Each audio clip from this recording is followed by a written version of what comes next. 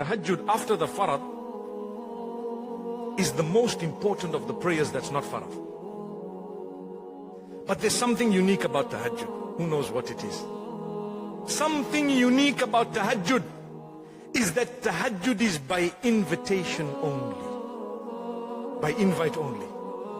If you have gotten up before the time of Fajr for Tahajjud and you get up to pray, that is only because Allah invited you. That's why. There's no chance. You can't just do it on your own. I'm getting up and that's it. No, no, no. Tahajjud is by invite only. Yes, there has to be an effort on your part. There has to be dedication.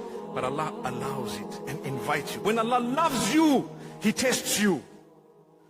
When Allah loves you, He tests you. And when He has tested you, He will lead you out of His love to Tahajjud. Pray at night when others are asleep and you will enter the paradise of your Lord.